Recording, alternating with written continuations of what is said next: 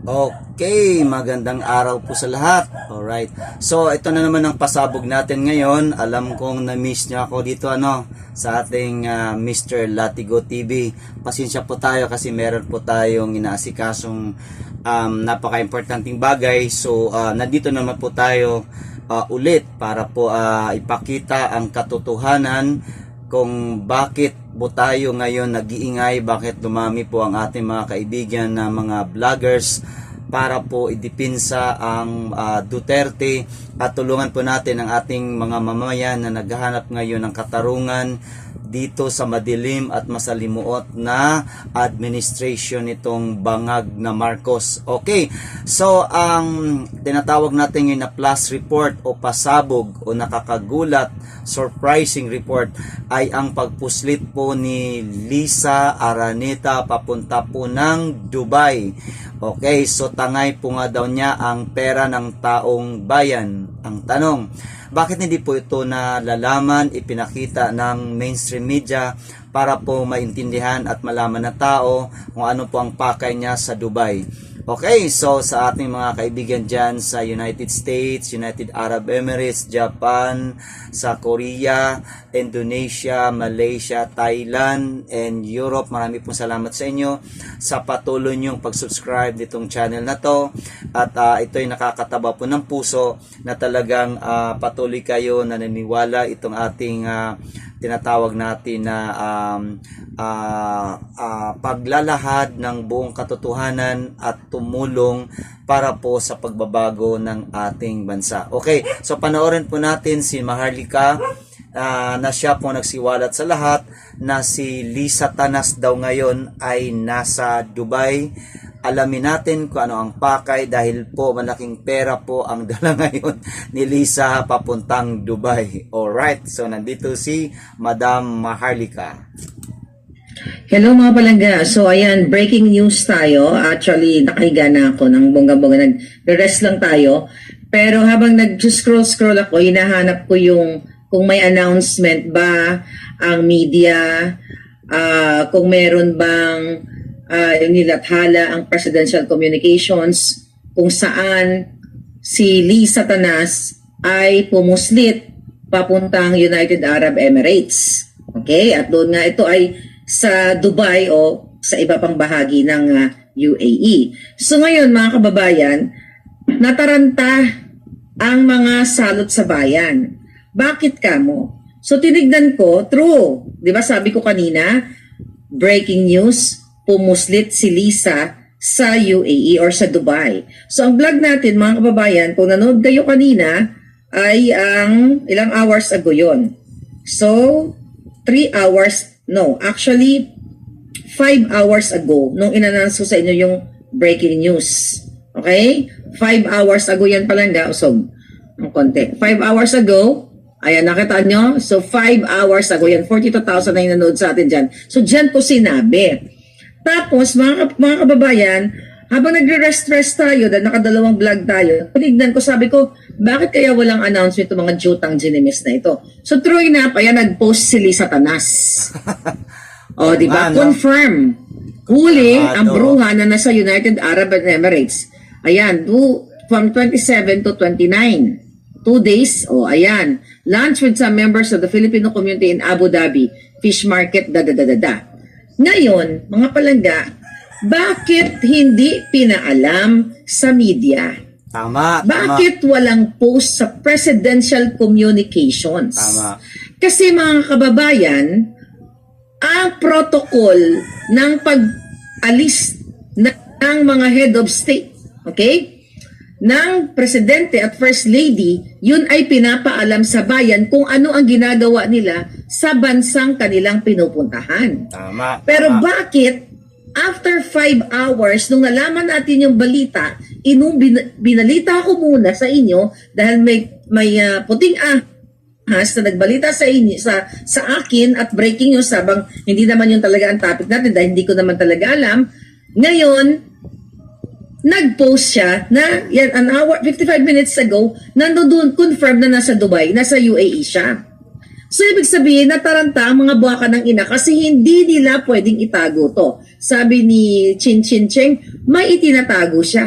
Ano ang tinatago? So, pinag-usapan natin kanina na mangungutang sila sa Dubai at bit-bit niya itong kanyang executive officer ng Maharlika Investment Fund.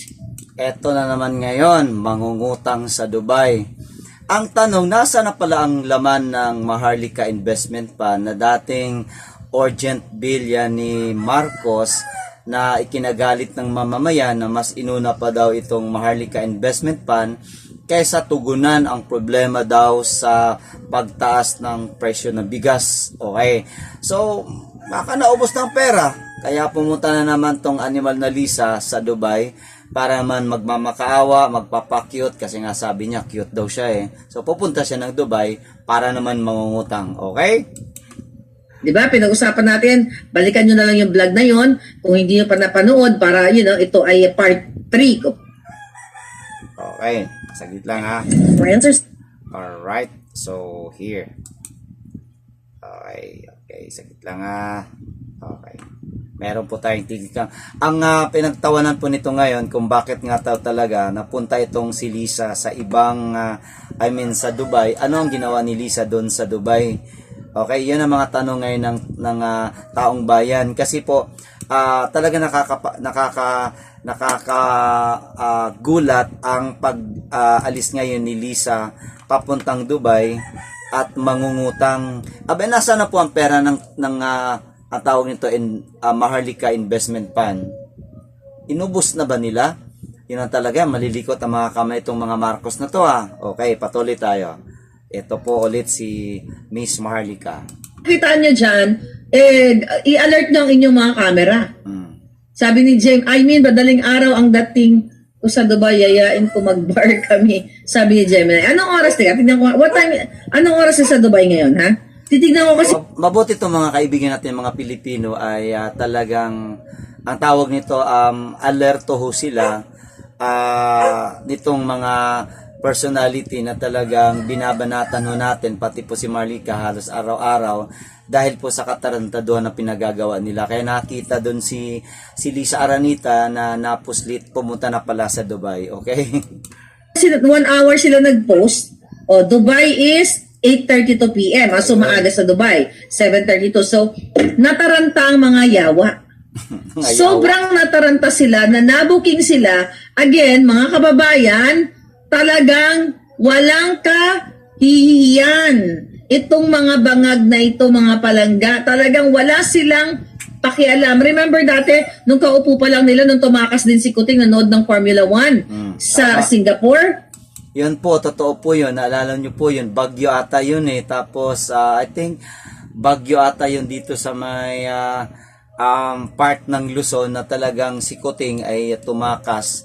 Napunta po ng Singapore para manood ng Grand Prix. Sipin mo ang katarantaduhan. Makita mo talaga dito sa mag-asawa na to na talagang walang puso para sa mga Pilipino. Mas gusto pa nila mag-enjoy, mag-party, habang ang mga Pilipino ay naghihikaos, nahihirapan po bumili nitong napakamahal ng presyo ng bigas. Nagtago din sila doon, tumakas din sila. Kaya nga ayaw nila maging transparent sa inyo dahil wala silang pakundangan na lustayin ang pera ninyo at nakawin. At again, obligado ang gobyerno at ito ay nasa ating batas. Tama. Na dapat ipaalam sa taong bayan ang lahat ng kanilang mga galaw dahil sa bawat nilalamo nila, bawat nilalaklak na alak ni Lisa at bawat sinisinghot na pulburo ni Marcos Jr. ay pera ninyo, hindi nila pera. So, marapat lamang na tayo ay maging mapagmatsyag at questionin bakit isinekreto ang pagrampa niya dyan sa UAE. Okay, bakit nga tinago? Bakit? Okay. Tinago kasi para di malaman ng taong bayan. Ay nako, talaga ang administration na to. Napakabangag talaga, oo. Bakit? Yan ang malaking katanungan sa mga sindikatong ito. Yeah. So malinaw pa sa sikat ng araw na talagang yung in-inform sa atin na for vested interest, mangungutang sila doon, o whatever, kung ano man, mangutang sila sa mga expat, but definitely the Department of, sa finance team ng Dubai. Or, pwedeng humakot din sila ng pera para itago for whatever reason. Kasi hindi nga sila pwedeng i-search, di ba? Yung kanilang mga bit-bit sa aeroplano, hindi pwedeng i-search. Kaya pagdala pa ng lalaki si Lisa, na Russian o Romanian. Naku po, nagdala doon ng lalaki, isang Russian o Romanian.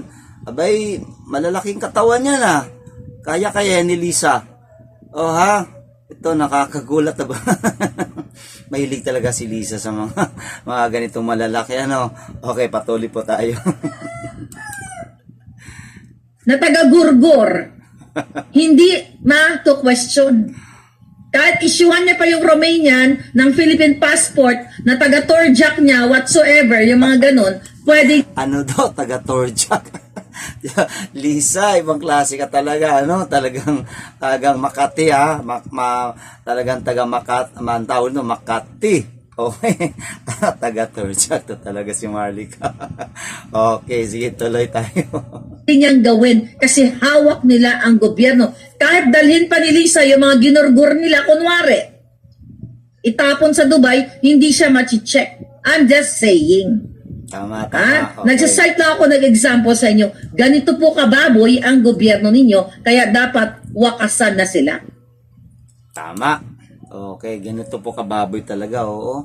Hindi na talaga ang tawag nito, maiayos ang panggobyerno ni Marcos kasi nga kumpleto po ang kanyang alipuris, mga kawatan, mga ano tawag nun, mga malikot ang kamay. Okay, andun lahat eh. Okay, tuloy tayo. Okay. Kawatan like a thief in the night, sabi ni Chino Mira Bueno. Kawatan niya daw. Lizard. Akyat bahay, parang Yeah. Lizard and President of Maharlika Fund, smell fishy. Ayun. Yeah. Talagang fishy talaga. Money laundering, sabi ni Trollbuster. Ayun na nga sinasabi ko sa inyo, Palangga. So ano yung purpose? Bakit itinatago ng mga walang iyang ito? TGIF, okay? Sa'yo, Palangga, Jobert. Okay? Mga kaibigan, yun na nga po sinasabi natin ngayon, lalo na itong pagpuslit ni Lisa Tanas papunta ng Dubai na hindi po ipinalabas o ipinaalam ng PCO o Philippine Communication Office, lalo na itong mga media, sa ano pong kadahilanan para po hindi malalaman ng taong bayan na ito si Lisa ay pumuslit na naman ng ibang bansa at malamang may dala siyang napakalaking pera. Nako, wala na sigurong laman ang tinatawag na Maharlika Investment Fund, kaya po sila naghahanap ngayon ng pera na i-invest o ipasok ulit sa Maharlika Investment Fund. Baka kako darating ang panahon na sila po ay i-audit ano pong katotohanan dyan sa ginawang urgent bill noon ni Marcos na gawing investment fund na maging maisabatas na po ang Maharlika Investment Fund. So abangan na lang po natin mga kaibigan ang susunod na kabanata ko ang Maharlika Investment Fund ay meron pa bang laman. Dahil po dito si Lisa Tanas daw ay pumuslit na ng Dubai at pupunta doon sa mga bilyonaryong mga hari at plano pong mangungutang na naman. Okay, so kawawa talaga ang Pilipinas nito, ano? Marami pong salamat sa inyong panunood. Sana nagustuhan niyo itong ating pasabog sa araw na ito. See you next time. Then marami pa po tayong ilalabas na mga kagurguran, katarantaduhan, kagaguhan, kaputang inahan nitong administrasyong Marcos. Bye-bye po. See you next time.